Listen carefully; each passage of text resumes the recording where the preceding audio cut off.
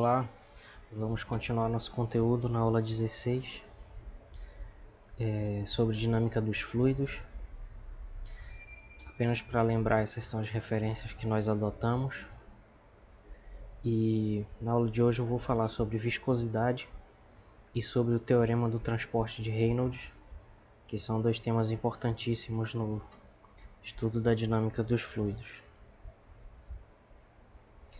Bom, eu comecei a falar sobre viscosidade na aula 15, e só para lembrar, a viscosidade é uma grandeza física que mede basicamente quanto um fluido é pegajoso, e isso está relacionado com a resposta dele a tensões de cisalhamento. Hoje nós vamos detalhar melhor essa relação com a tensão de cisalhamento. E um escoamento em que a viscosidade não pode ser desprezada é chamado de não viscoso. Então isso é só para a gente lembrar.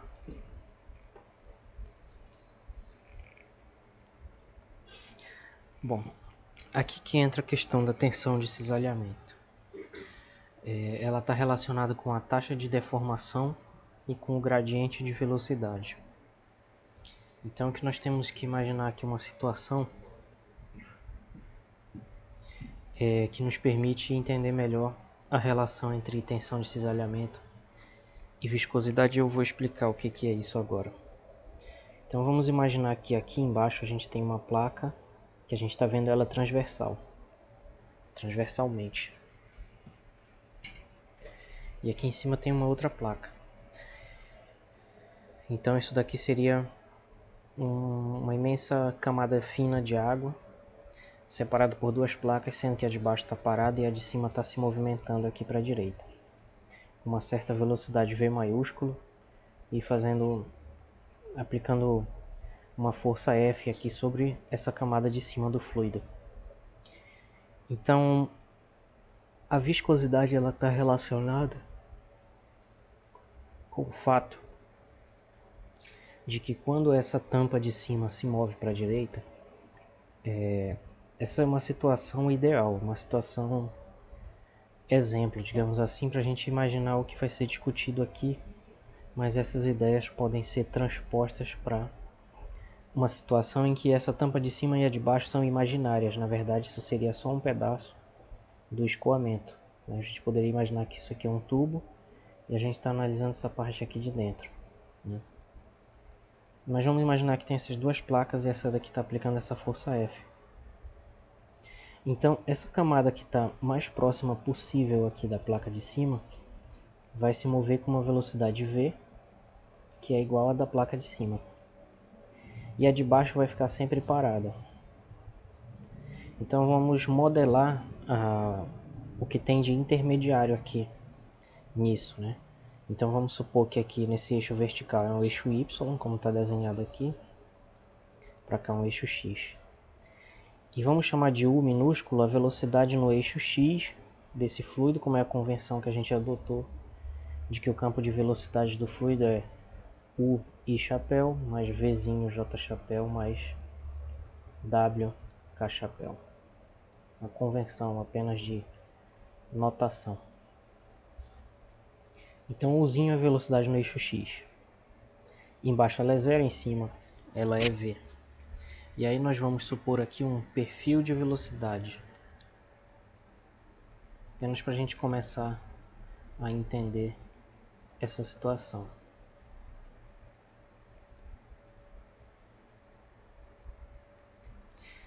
Que é dizer como essa velocidade U, que é a componente do eixo X, essa horizontal, depende dessa altura Y. Então, de modo que ela se anule embaixo e seja igual a V em cima.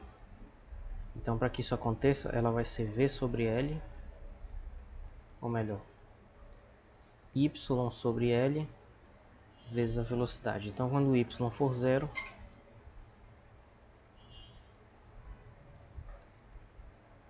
a velocidade U vai dar 0.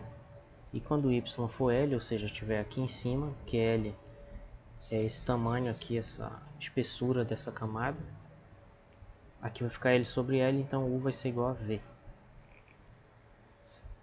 Isso daqui, na verdade, que a gente fez foi uma interpolação linear, né? A gente está supondo que a velocidade vai sair desse ponto para aquele outro de uma maneira linear. Então isso aqui é uma hipótese de linearidade.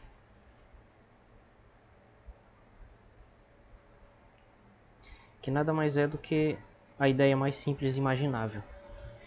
Sempre que a gente quer fazer uma aproximação, a primeira aproximação possível é a linear, que é a mais simples. E aí a partir daí a gente define a tensão de cisalhamento.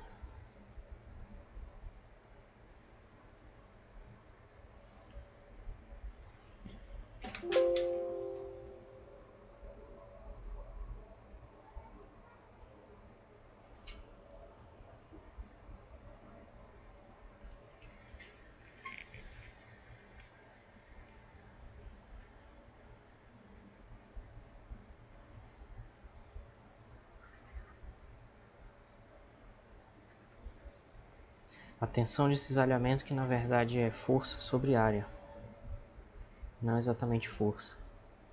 Representado pela letra minúscula tal do alfabeto grego, essa letra é mais ou menos assim, né? Que vai ser a força dividido pela área, mas notem que isso tem unidades de pressão, mas na verdade não é uma força aplicada assim, em si uma força aplicada de lado. Então é uma medida do quanto essa força vai atuar aqui no fluido, só que por unidade de área, chamada tensão de cisalhamento. Onde esse A, na verdade, é o que aponta aqui na figura. É a superfície de contato entre essa tampa de metal aqui, cinza, e o fluido aqui embaixo. Muito bem. E outra grandeza que a gente tem que definir aqui para entender esse processo é o gradiente de velocidade.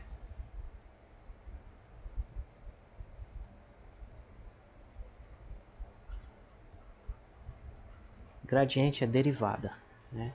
E como essa velocidade só está no eixo x, então o gradiente de velocidade vai ser a derivada dessa componente do eixo x em relação a x. E se a gente calcular isso da expressão do perfil de velocidade anterior, que era, aliás, x não, y, né? A velocidade só vai depender de y. Então é y sobre L vezes V. Esse gradiente de velocidade vai dar V sobre L. Tá? Então a gente guarda essa informação.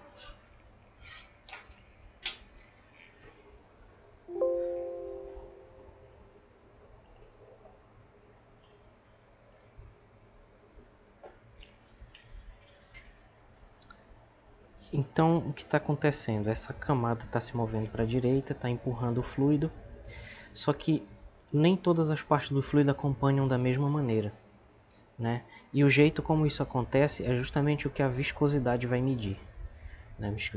Um fluido mais viscoso é aquele que vai ter, é aquele que tem uma diferença maior aqui entre essas velocidades, então vai ter um perfil diferente.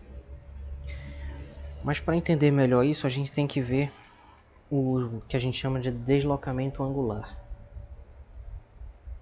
que é uma maneira de medir isso que eu estou falando. Então, essas velocidades elas vão ser maiores em cima e menores embaixo. Então, elas vão formar um perfil que vai formar essa linha bem aqui. E o que nós vamos chamar de deslocamento angular é esse ângulo bem aqui que ela vai formar com a vertical, esse ângulo θ aqui, né? Então, para não poluir muito a figura, a gente desenha isso aqui desse lado. E dizer que é o tamanho da velocidade aqui é mais ou menos a mesma coisa que dizer que, na verdade, a gente vai medir uma unidade de tempo e vai ver o quanto esse ponto aqui do fluido se deslocou para a direita. E aí com isso a gente vai ter um triângulo retângulo bem aqui, né? E esse ângulo aqui vai ser o deslocamento angular.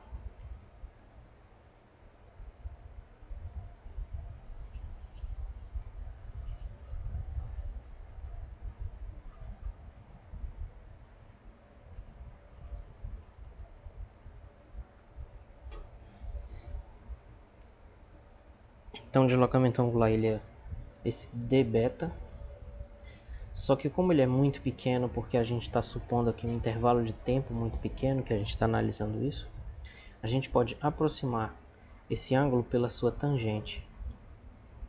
Só que a tangente do ângulo ela é o cateto oposto pelo adjacente. Então isso aqui é a hipotenusa, que eu pintei aqui de azul. O cateto oposto é esse aqui de cima e o cateto adjacente é esse aqui de baixo, né? O cateto adjacente aqui, ele vai ser L, que é o de baixo, esse a gente já sabe, mas a questão é saber quanto vai medir esse tamanho aqui, que o livro chama de DA, tá? Então vai ser um DA, que a gente tem que saber quanto é, isso é só um nome provisório esse DA. O que acontece é que vai passar um tempo delta, um tempo dt, e bem aqui em cima a velocidade do fluido é a mesma da velocidade dessa tampa, entre aspas, aí, que é essa camada imaginária que está aqui em cima. Então, a gente sabe que velocidade é deslocamento sobre tempo. Então, esse deslocamento vai ser velocidade vezes tempo. Então, na verdade, esse dA vai ser a velocidade do v vezes o intervalo de tempo dt dividido por L.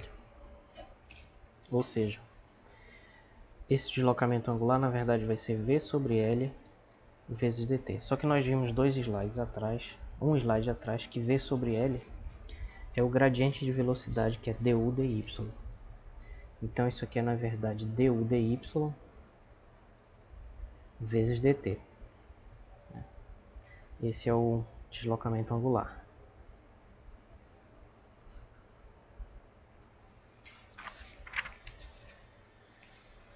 A taxa de deformação, ela é, por definição, isso aqui.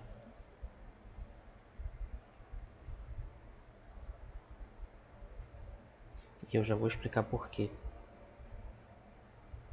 d beta dt. Ou seja, a taxa de deformação, ela diz a variação temporal desse ângulo aqui. É a velocidade com que o fluido deforma, basicamente. Velocidade em relação ao tempo, uma velocidade angular, ângulo sobre tempo. Então, se digamos, se esse ângulo aqui fosse 30 graus e isso acontecesse em 2 segundos, então essa taxa de deformação seria de 15 graus por segundo. É mais ou menos essa a ideia, tá? Essa é uma taxa de deformação. E aí, se a gente na verdade pegar esse dt e passar dividindo aqui, a gente percebe que d beta dt é du dy. Então isso é uma demonstração, entre aspas, mais ou menos intuitiva, não muito rigorosa aqui, de que a taxa de deformação é a mesma coisa que o gradiente de velocidade, que é du dy. E aí a gente vai precisar disso para definir o que é viscosidade. Bom, o que acontece é que se verifica experimentalmente que para muitos fluidos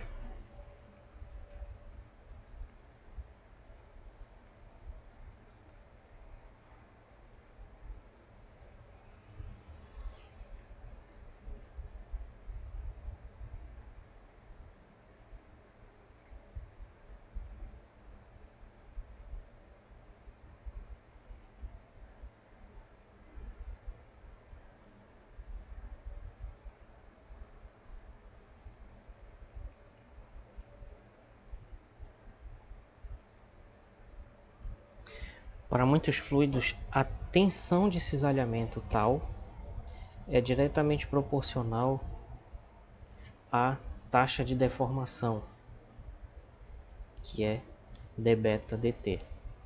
E nós acabamos de ver, né, que d beta dt é a mesma coisa que o gradiente de velocidade du dy. Então, para muitos fluidos, essa tensão de cisalhamento é proporcional aqui à da taxa de deformação. que é a mesma coisa que o gradiente de velocidade, né? Bom, e se é diretamente proporcional é porque existe uma constante de proporcionalidade. E essa constante de proporcionalidade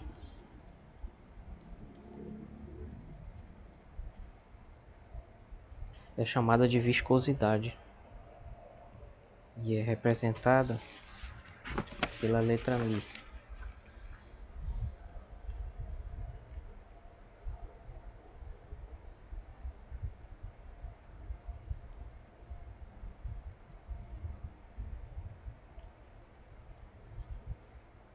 Então, viscosidade μ. Então isso significa que para muitos fluidos a tensão de cisalhamento é igual a viscosidade constante vezes du dy.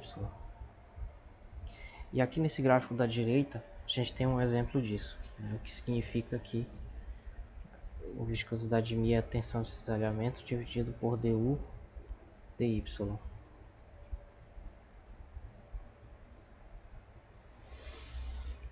Então se a gente plotar aqui no gráfico de um lado a taxa de deformação e do outro a tensão de cisalhamento, esse gráfico vai ser uma reta. Então o que significa isso? Significa que à medida que a gente aumenta a força, né, essa força por unidade de área que está empurrando essa camada de cima para frente, à medida que isso aumenta, a taxa de deformação, ou seja, a velocidade distribuída ao longo do eixo Y, vai acompanhar essa força.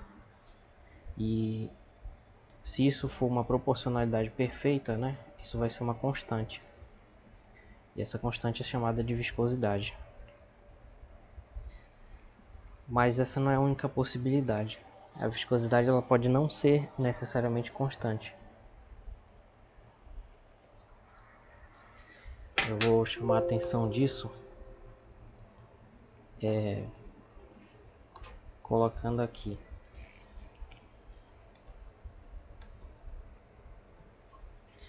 Bom, no caso mais geral, nem sempre a viscosidade é constante, né? Então nesse caso, quando não é constante, a gente define do mesmo jeito. Então a gente vai ter uma função agora μ, que vai ser igual a tensão dividido por du dy. A fórmula é a mesma, eu estou apenas chamando a atenção aqui que nem sempre ela é constante. Esse μ pode variar. E no mundo real, as grandezas que a gente queria que fossem constantes sempre variam, né? Então é bom ficar atento a isso. E aqui a gente tem uma classificação. Esses fluidos em que a viscosidade é constante são chamados de fluidos newtonianos. E quando a viscosidade é variável, o fluido é chamado de não newtoniano. Então tem vários perfis aqui. Se essa tensão de cisalhamento aumenta muito devagar aqui, com uma concavidade para cima em relação à taxa de deformação, o fluido é chamado de dilatante.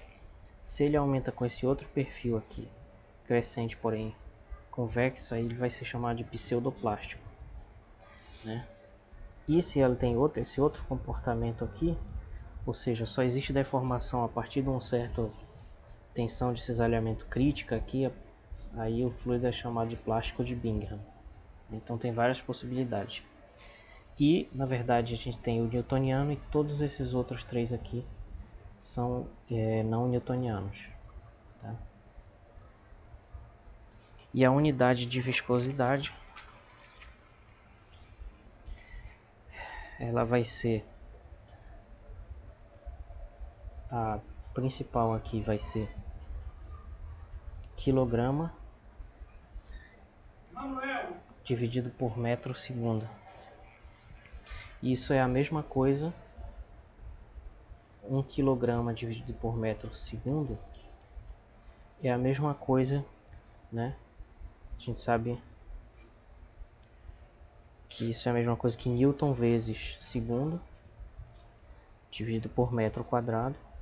E Newton por metro quadrado é Pascal, então isso é a mesma coisa que 1 Pascal vezes segundo. Mas aí tem uma outra unidade que eu não sei qual é a maneira correta de ler, mas eu acredito que seja Poise, algo assim, que ele é igual a 0,1 Pascal segundo. E nessa referência que eu consultei, fala que também é muito comum o centipoise, imitando o centímetro, né? Esse prefixo é o prefixo de 10 a menos 2. Então ele é 10 a menos 2 poises, que é igual a 10 a menos 3 Pascal segundo, tá? Então temos todas essas unidades, essas três aqui de cima são iguais. Aí tem o poise, que é 0,1 dessa unidade de cima, e o centipoise, que é 10 a menos 2 dessa, que é 10 a menos 3 dessa unidade de cima. Tá, então tem todas essas unidades aí que são comuns segundo a referência que eu consultei. Bom,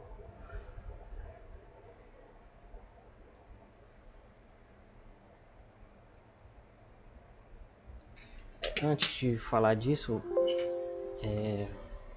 como eu disse, a tensão de cisalhamento nessa convenção que a gente está usando aí, ela é uma força sobre área. Então a força de cisalhamento mesmo,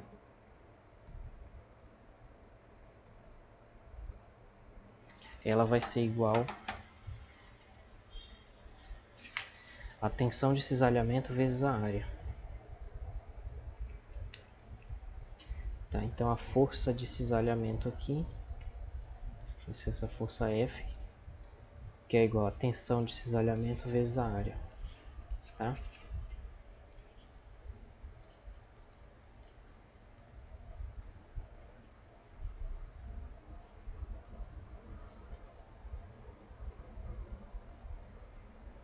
E esse A é a área,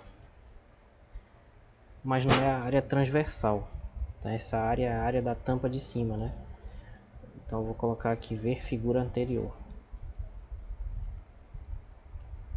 Tá? Só para deixar claro aí que a força de cisalhamento e tensão de cisalhamento para essa notação, essa convenção desse livro é diferente. Não é a mesma coisa. Bom, e a gente tem também a viscosidade aparente e a viscosidade cinemática. A viscosidade aparente é o seguinte: nesses gráficos anteriores aqui, a gente percebe que depois de um tempo eles se tornam, mesmo esses que não são newtonianos, o gráfico se torna aproximadamente constante depois de uma certa escala aqui de deformação e cisalhamento, né? Então esse valor constante, que é a inclinação dessas retas, é chamado de viscosidade aparente, porque aparentemente eles mantêm esse valor constante. E a viscosidade cinemática,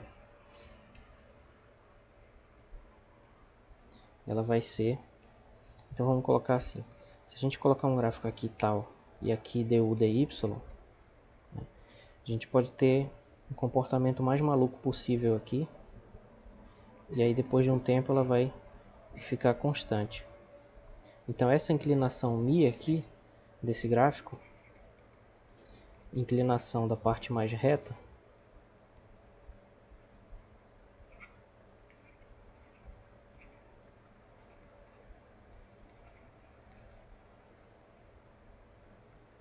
é que é a tal da viscosidade aparente.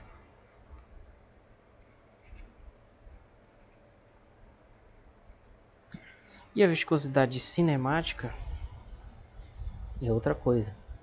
Ela é essa daqui,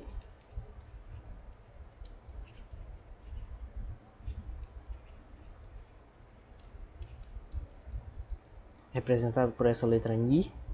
Ela parece um V, essa letra, mas o V ele é retinho, assim. O Ni ele é mais ou menos assim. É uma letra grega diferente. Tá? Vai ser igual a viscosidade Mi dividido pela densidade Rho. Tá? Onde Mi eu já falei várias vezes é a viscosidade. E Rho é a densidade. tá? Essa grandeza ela é mais comum no estudo de mecânica dos fluidos e transferência de calor. Essa unidade de viscosidade, essa grandeza de viscosidade cinemática.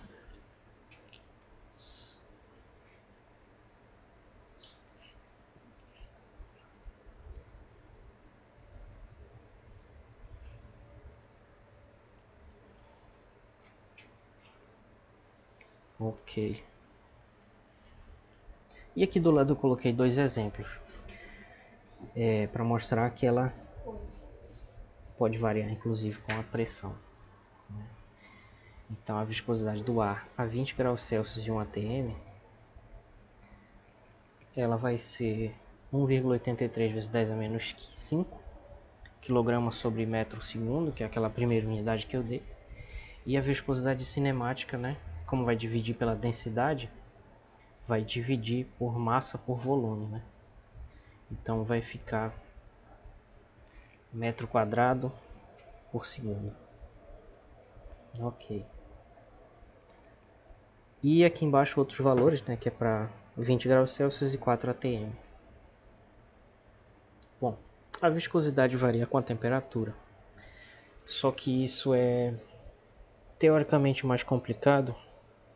Então o que se faz na verdade é uma aproximação numérica, na verdade uma modelagem que tenta fazer uma espécie de ajuste, né, através de uma fórmula mais heurística, ou seja, uma fórmula que a gente vai realmente construindo e tentando ajustar parâmetros, tá? Então aqui em cima a gente tem um exemplo de como a viscosidade de um líquido varia com a temperatura e aqui os gases. Então se a gente aumenta a temperatura, a viscosidade dos gases aumenta e a viscosidade dos líquidos diminui. Como diminui e como aumenta? Bom, isso é modelado da seguinte maneira. Para líquidos, a modelagem é feita da seguinte forma. A viscosidade em função da temperatura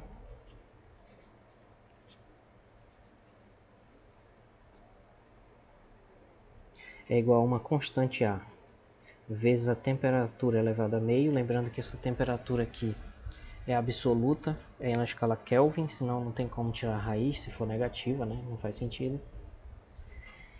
E aqui embaixo, 1 mais uma constante B dividido pela temperatura.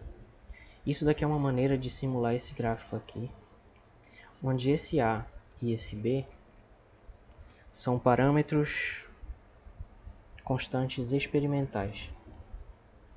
O que significa dizer que são constantes experimentais?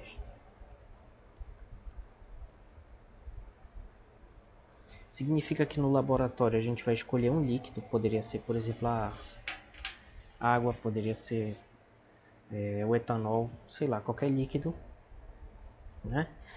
E a gente vai medindo essa viscosidade em diferentes temperaturas, vai obter um gráfico, provavelmente algo assim, né? Pontos, às vezes muito próximos, às vezes um pouco distantes do modelo que a gente queria. E isso é interpolado aqui, é aproximado, né, por esse modelo teórico dessa fórmula aqui de cima. E aí para cada líquido se faz um estudo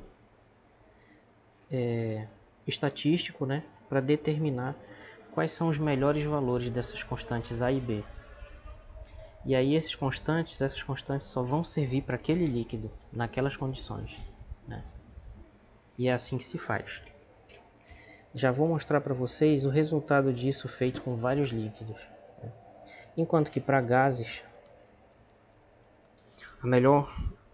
uma das possíveis modelagens que se faz é essa daqui, que é a viscosidade μ em função da temperatura é igual a uma constante A vezes 10, e o expoente desse 10 vai ser uma constante B dividida pela temperatura menos uma constante C, tá?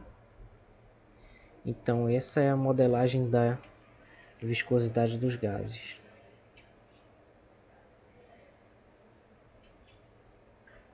Ok?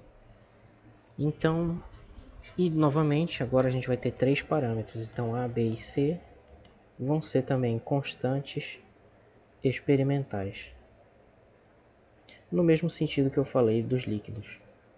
Fazer uma experiência, obter um gráfico, né, algo assim, que a gente mede numa mesma temperatura, né, e vai obtendo pontos de referência para encontrar os ajustes melhores de valores para essas constantes A, B e C. Certo? Muito bem. E aí, se vocês ficarem com esse perfil aqui na cabeça, de que o líquido é decrescente, os gases são crescentes, agora vamos ver um resultado experimental aqui. Então aqui em cima a gente tem milhões de líquidos, né? Milhões não, tem vários exemplos da variação da viscosidade absoluta μ de líquidos em função da temperatura aqui em graus Celsius, tá? Então a gente tem, por exemplo, aqui a gasolina, que tem esse perfil, o mercúrio, que varia muito pouco com a temperatura, né, curiosamente, a glicerina, que varia bastante, alguns óleos, querosene, e assim por diante. E aqui embaixo, gases. A gente percebe que eles têm esse perfil aqui, mas só que é bem mais achatado, né? Então aqui, por exemplo, dióxido de carbono, hélio, ar e hidrogênio. Uma coisa que é interessante perceber nesse gráfico, pessoal, é que existe também uma diferença de ordem de grandeza, como a gente diz na física, né? Enquanto que a viscosidade aqui dos gases, ela está aqui em 10 a menos 5, que esse número aqui ele tem que ser multiplicado, esse 5, né? Tem que ser multiplicado por 10 a menos 5. Então a viscosidade do hélio está por volta aqui de 2 vezes 10 a menos 5. Enquanto que a viscosidade do mercúrio está por volta de 2 vezes 10 a menos 3. Isso significa que a viscosidade do mercúrio é aproximadamente 100 vezes a viscosidade do gás hélio, certo? Então isso é o que a gente chama na física de uma diferença de várias ordens de grandeza, nesse caso 2 ordens de grandeza, ou seja, 10 ao quadrado, né? Então a viscosidade dos líquidos ela é muito maior do que a viscosidade dos gases. Isso é uma coisa que a gente tem que ter em mente, uma característica bem interessante. E se a gente subir mais aqui, a dos óleos já vai estar em 10 a menos 2, ó, nem tem mais potência de 10 aqui do lado. Se for glicerina, por exemplo, já é da ordem de 10 a menos 1. Então já seria 100 vezes a viscosidade do mercúrio ou 10.000 vezes a viscosidade do gás hélio, né? Então vejam que essa viscosidade, quando a gente compara materiais diferentes, ela varia demais. Dos gases é bem baixa, dos líquidos é bem mais alta. Então isso conclui o que eu tinha preparado para falar para vocês sobre viscosidade.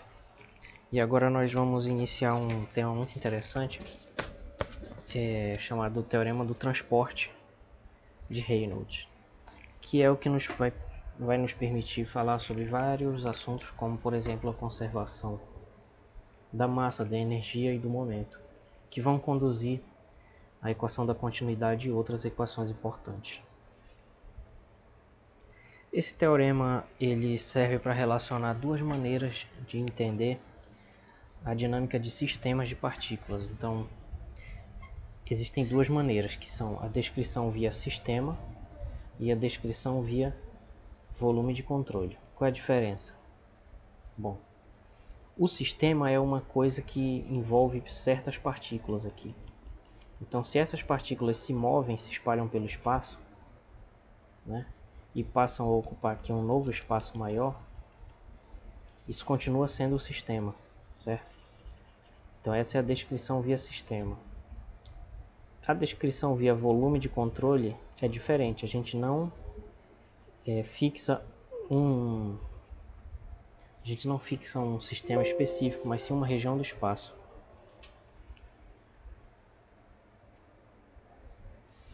Então tem aqui o exemplo do spray, para a gente entender melhor isso. Imaginem que a gente tem um spray aqui que o livro brinca, chama de spray de Reynolds, né? Para fazer alusão ao nome do cara aqui que fez esse teorema. Imagina que a gente tem um spray aqui.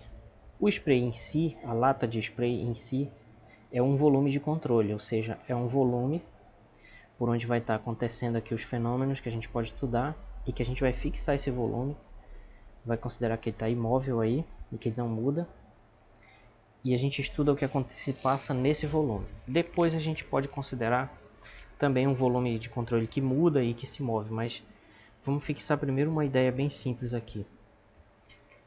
O sistema é outra coisa, né? A gente pode considerar como sistema, por exemplo, o gás que tem aqui dentro, que uma parte dele vai estar condensada, né? Já virou líquido, mas é o nosso sistema. Quando a gente aperta o spray e o spray sai, essa massa descarregada aqui continua fazendo parte do sistema, mas ela não faz mais parte do volume de controle que a gente considerou que era o spray. Então tem essa diferença, né? No início, o volume de controle e o sistema eram a mesma coisa. Quando a gente aperta o spray, uma parte do sistema sai e o volume de controle aqui era o mesmo. Então tem essa diferença. E uma diferença importante entre os dois é a seguinte, que no sistema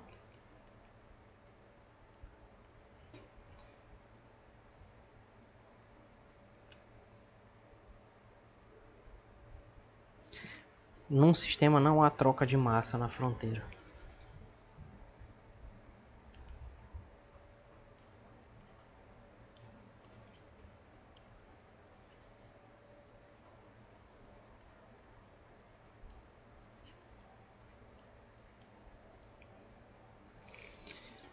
Já no volume de controle, que eu vou chamar só de VC, que é para abreviar, no volume de controle existe sim essa troca de massa, então isso é uma diferença.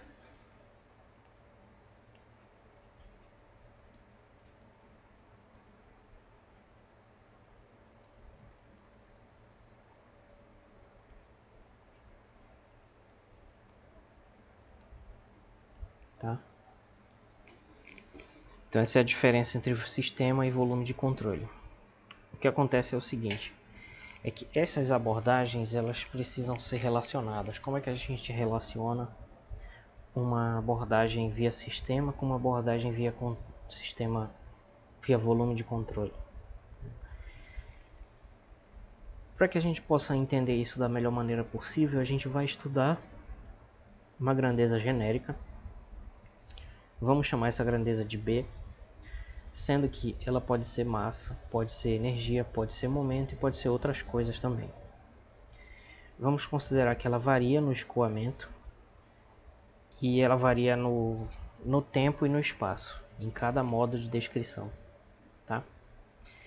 O que vai acontecer? A gente precisa relacionar uma coisa com a outra. Então o que nós vamos estudar é um teorema chamado Teorema do Transporte de Reynolds, abreviado TTR, que justamente relaciona a taxa de variação temporal dessa grandeza B no sistema com a taxa de variação temporal dessa mesma grandeza no volume de controle. Bom, e antes de falar sobre isso, vamos só fazer uma distinção aqui importante entre grandezas extensivas e grandezas intensivas. Tá? Uma propriedade extensiva aproveitando o nome, para a gente memorizar fácil, é uma grandeza que depende da extensão do objeto, basicamente. Então são exemplos a massa, a energia e o momento. Né? Já as propriedades intensivas são aquelas que dependem de um ponto. Né? Então, por exemplo, a massa dividida pelo volume é uma propriedade intensiva, que é a densidade. A densidade não depende do tamanho do objeto. Né? Quer dizer, 1 litro de água a 20 graus Celsius e 1 atm tem a mesma densidade que 1 tonelada de água nas mesmas condições. Né? Ou seja, é uma propriedade intensiva, não depende da extensão do objeto. Então, feita essa distinção, nós vamos considerar uma grandeza genérica B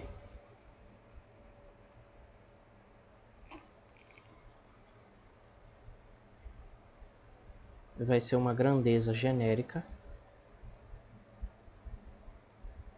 extensiva E a gente vai definir uma grandeza Bzinho, B minúsculo, que vai ser essa grandeza genérica Bzão dividido pela massa, né? Então essa vai ser uma propriedade intensiva.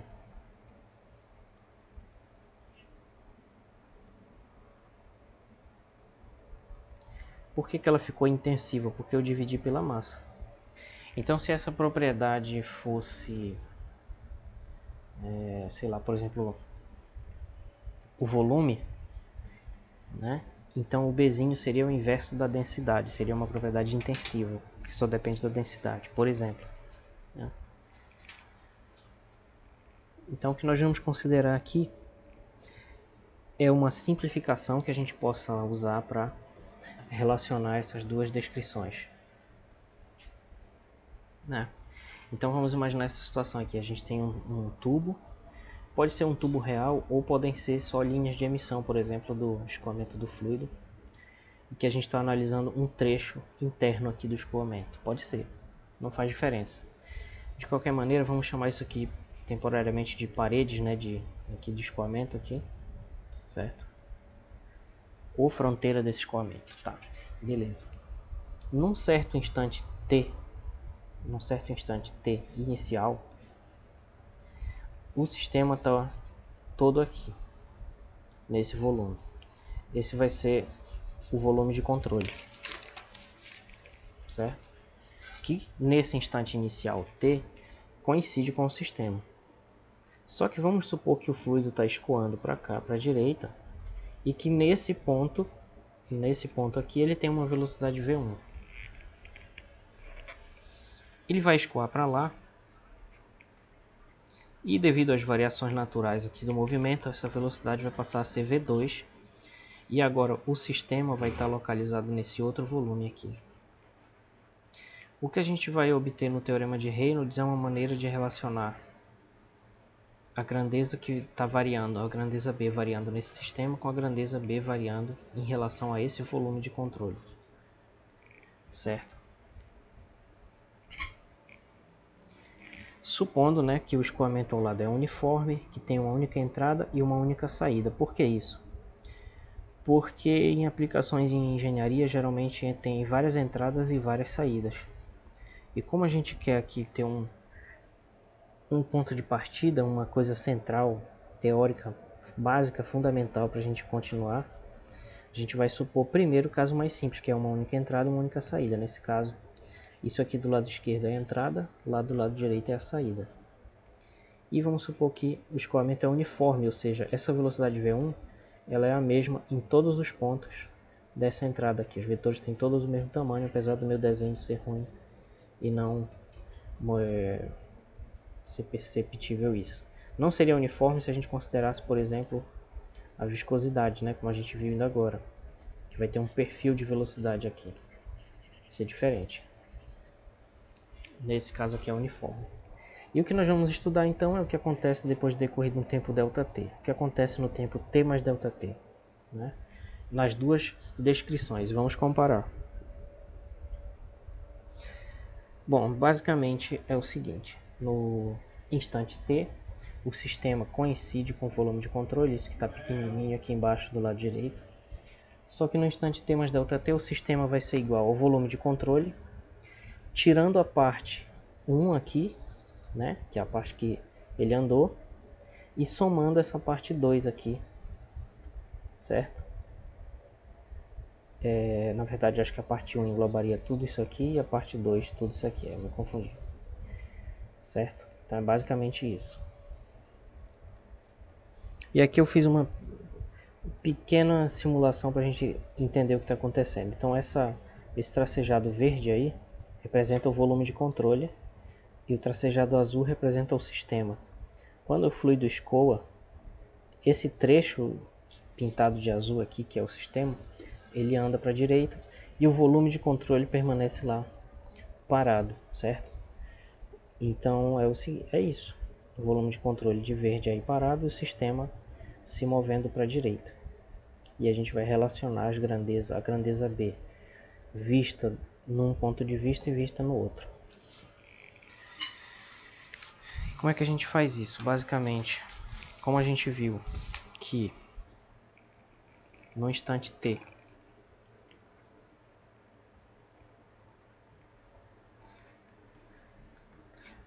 t o sistema coincide com o volume de controle, porém no instante t mais ΔT não, né? No instante t mais ΔT o sistema vai ser o volume de controle menos a parte 1 que foi removida, mais a parte 2 de volume que foi adicionada. Na verdade não foi removida, é adicionada, é a questão do movimento. Do ponto de vista de volume, é como se o volume fosse retirado. Então, vamos traduzir isso aqui para a grandeza B, que é a grandeza genérica que a gente está estudando. Na grandeza B, isso significa que a grandeza B, do ponto de vista do sistema, que eu vou chamar de S, no instante t, vai ser igual ao mesmo valor da grandeza B do ponto de vista do volume de controle, no instante t, que corresponde a essa situação inicial aqui. E aí ela vai se mover, e o valor da grandeza B no instante t mais ΔT vai ter valores diferentes para o sistema e para o volume de controle, da seguinte maneira. É o que vai acontecer aqui do lado. No instante t mais ΔT, do ponto de vista do sistema, essa grandeza vai ser o valor do ponto de vista do volume de controle menos o trecho de saída, que vamos chamar de B1, dessa grandeza, mais a parte 2 aqui, que é a de saída. Como me confundir? O 1 é de entrada e o 2 de saída. Certo? E aí a gente vai subtrair essa equação aqui, que nós vamos chamar de 1. Essa daqui é a equação 1. Vamos chamar de equação 1. E vamos chamar isso aqui de equação 2. Tá? Então, subtraindo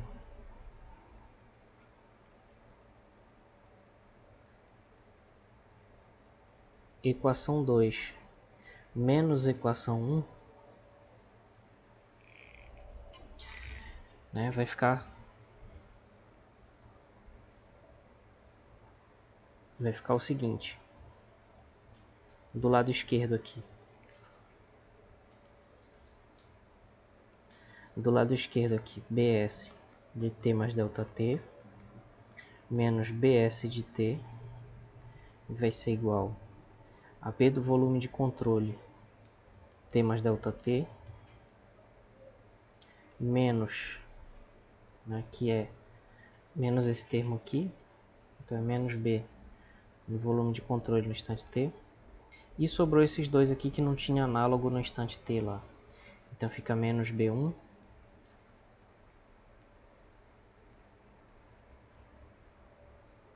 de t mais ΔT mais B2 de t mais ΔT. Agora a gente vai dividir ambos os membros por ΔT. Então vamos dividir aqui por ΔT. E aqui também. Aliás, tudo isso aqui.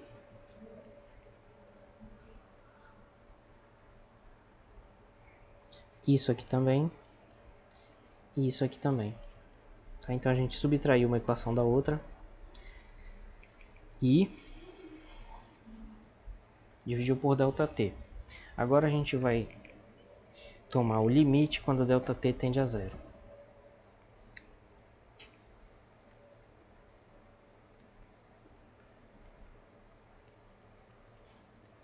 E aí a gente obtém basicamente a definição de derivada temporal para esse primeiro termo aqui e esse segundo termo bem aqui. Então vai ficar a derivada dos dois, né?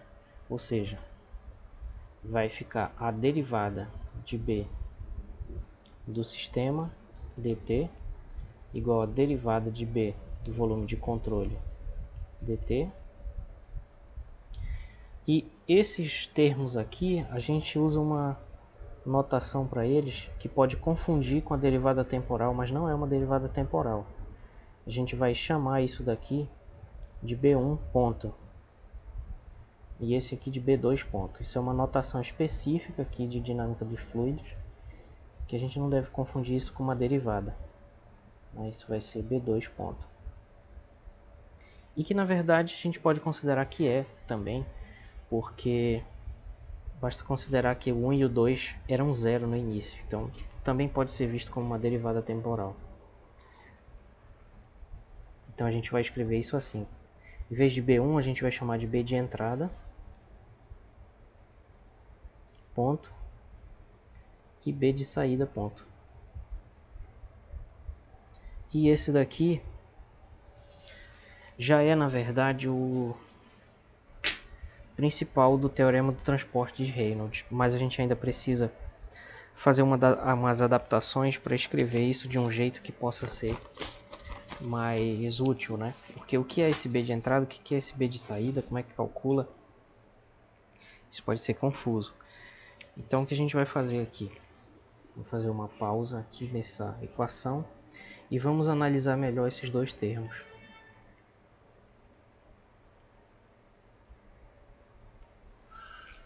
Então vamos ver o seguinte, vimos que a propriedade intensiva B é igual à propriedade extensiva B maiúsculo dividido pela massa.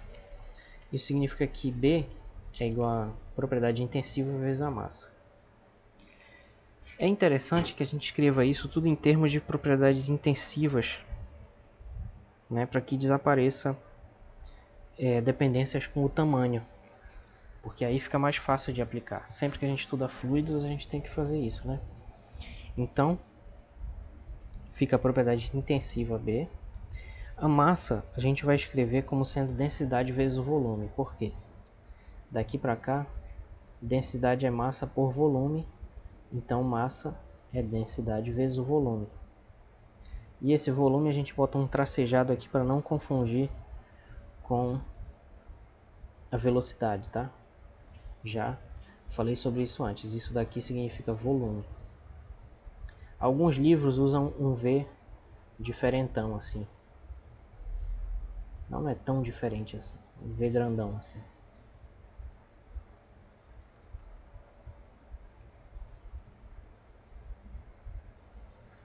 Vamos dizer assim, V, ou esse V aqui, bicudo que parece um U, os dois significam volume, tá? Nesses livros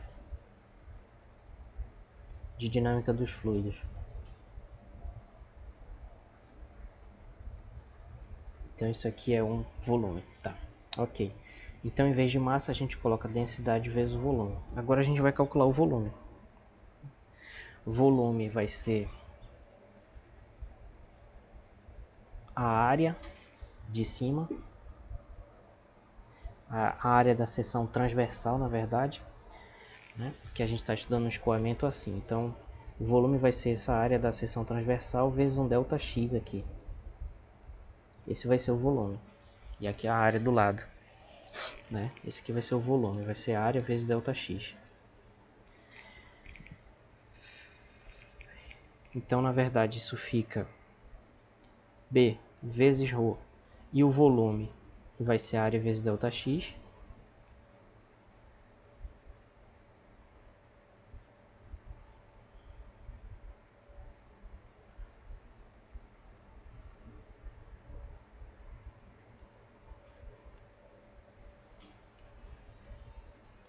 Só que o ΔX a gente também muda, porque o ΔX ele é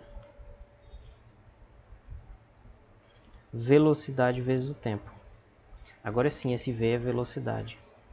Por quê? Porque velocidade é ΔX sobre T, sobre ΔT, né? Então, na verdade, isso daqui é B vezes ρ vezes A vezes V vezes ΔT.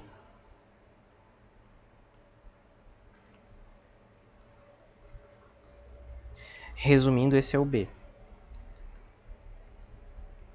Então, o B extensivo, o B maiúsculo, é o B intensivo, B minúsculo, vezes a densidade, vezes a área da seção transversal, vezes vezes a velocidade vezes o ΔT, tá?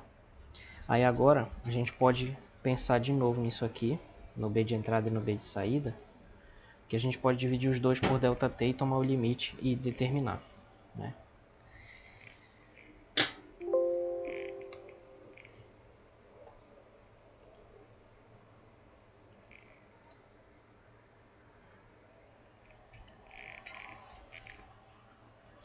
Então esse B de entrada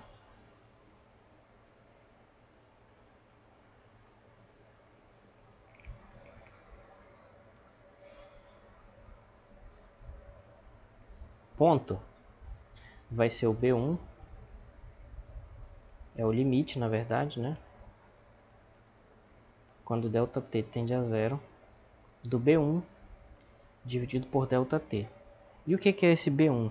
Se não a propriedade intensiva nesse instante B1, vamos usar um número mesmo, vezes a densidade no início, vezes a área da seção transversal no início, vezes a velocidade inicial V1, vezes o tempo, como a gente acabou de ver, só que dividido por ΔT e tomando o limite. Como aqui esse ΔT vai cortar, o limite vai ser o limite de uma constante, então na verdade esse B de entrada, ponto, vai ser B1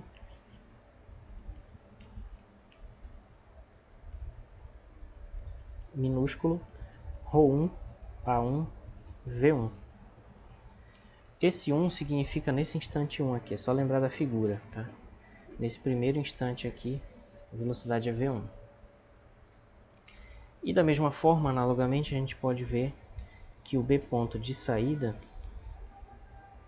vai ser B2, ρ2, A2, V2, onde isso aqui é o valor da propriedade B dividido pela massa no instante T mais ΔT. Isso aqui é a densidade nesse segundo instante, a área da seção transversal do tubo nesse segundo instante, a velocidade de saída, tá? Então, com isso, a gente pode reescrever aquela equação anterior, né?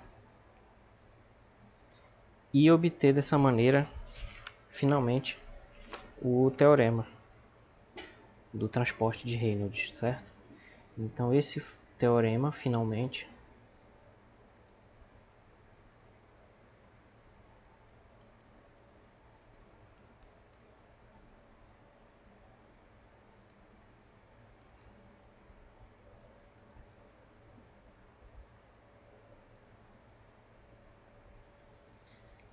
ele vai ser isso aqui. Então, dB sistema dt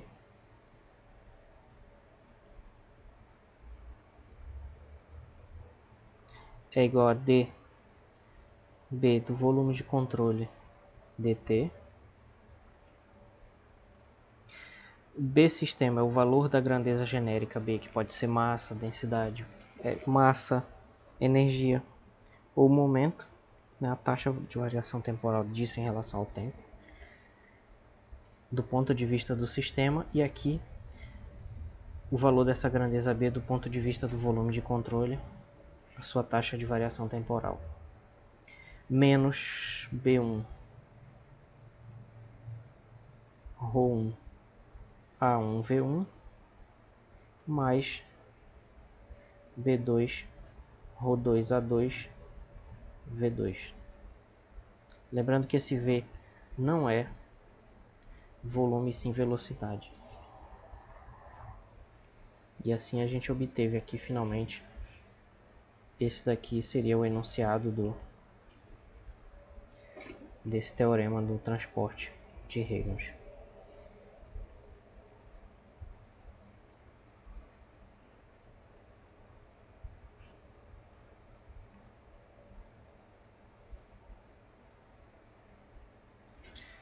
Muito bem.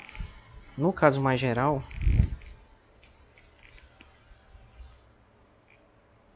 o volume de controle ele pode ter uma entrada ou uma saída em pequenas regiões, Pode ter pequenas regiões de entrada, pequenas regiões de saída, né? E para isso a gente precisa considerar a vazão dessa grandeza B, né? E essa vazão, ela vai substituir o que a gente tinha aqui de vazão, que era, no caso anterior,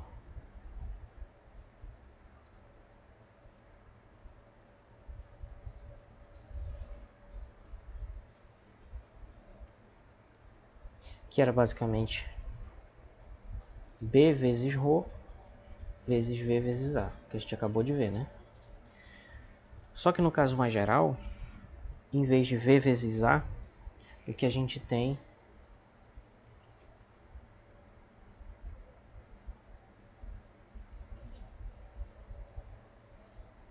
em vez de V vezes A, o que a gente vai ter é o produto escalar entre a velocidade e o vetor normal à superfície vezes um dA.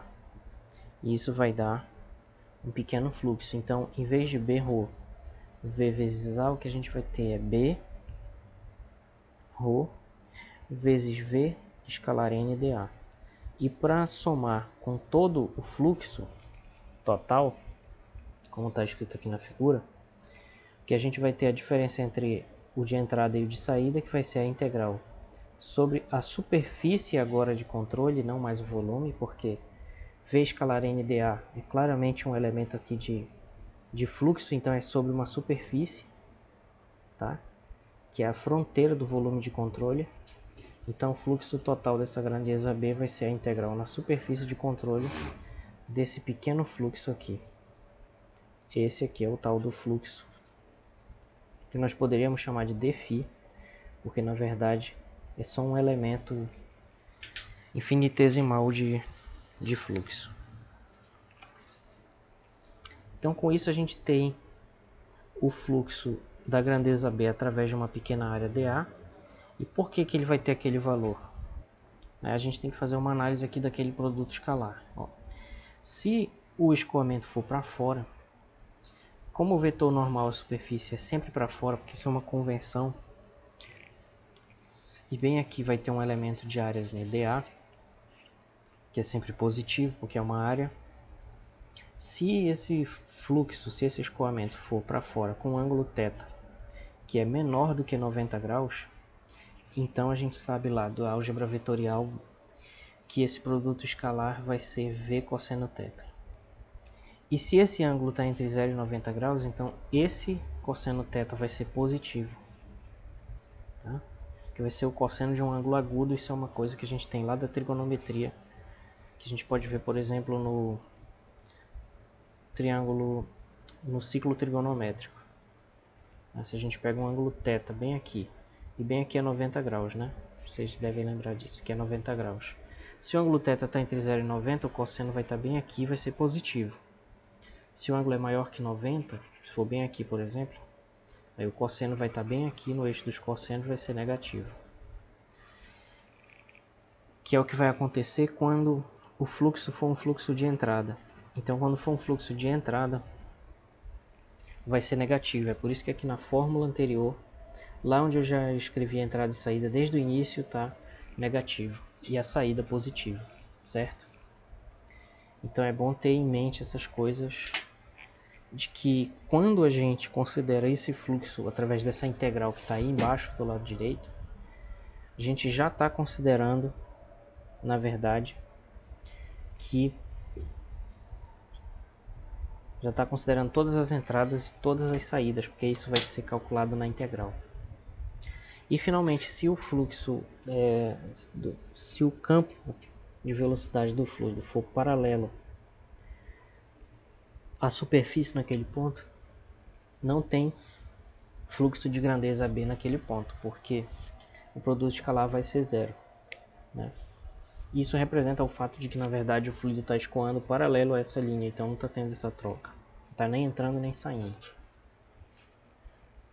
Então, para um volume de controle fixo, a gente pode reescrever aquilo que a gente tinha ainda agora dessa maneira aqui, né? Por quê? Porque o B no volume de controle vai ser a integral da densidade vezes o B no volume de controle. E aqueles fluxos de entrada e saída são contabilizados por essa integral aqui, como a gente viu nesse slide, nesses dois slides. E uma maneira alternativa de escrever isso, quando o volume de controle é fixo, é que como nesse caso do volume de controle fixo e a integral é sobre o volume de controle, ele não muda. Então a gente pode passar essa derivada aqui para dentro da integral, só que aí pelo teorema de Leibniz lá do cálculo 2, isso na verdade vai virar uma derivada parcial, né? Então tem essas duas formas equivalentes para o volume de controle fixo, que são enunciados do teorema do transporte de Reynolds. Caso o volume esteja em movimento, a gente pode escrever da mesma forma que a primeira forma anterior. A diferença é que bem aqui a gente vai ter uma velocidade relativa e não uma velocidade absoluta. Ou seja, vai ser a velocidade do fluido em relação ao volume de controle que se move. Tá? E da mesma forma a gente pode, fazendo todas essas considerações, passar também essa derivada para dentro da integral, virando uma derivada parcial. E aqui embaixo está dizendo como calcular essa velocidade relativa.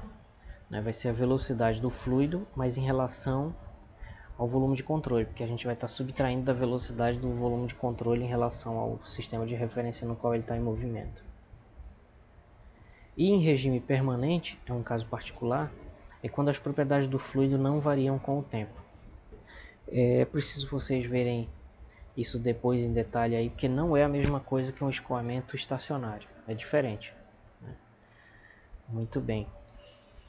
E aí nesse caso, como as propriedades do fluido não variam com o tempo, vai se anular aquele primeiro termo ali, e aí vai ficar simplesmente o segundo termo, ou seja, a derivada, a taxa de variação dessa propriedade B em relação ao sistema, em relação ao tempo, vai ser apenas essa integral de superfície, na superfície de controle, que depende da densidade, do B, da velocidade relativa, do vetor normal à superfície de controle, da área. E assim a gente conclui essa nossa aula. Esse conteúdo veio desse livro aqui, que tem esses autores Sengel e Simbala, da editora Bookman, que se chama Mecânica dos Fluidos, Fundamentos e Aplicações. Tá? Deixei essa referência para vocês porque gostei muito desse livro, acho que tem uma explicação bem interessante e fala bastante também sobre a relação entre a teoria e a aplicação.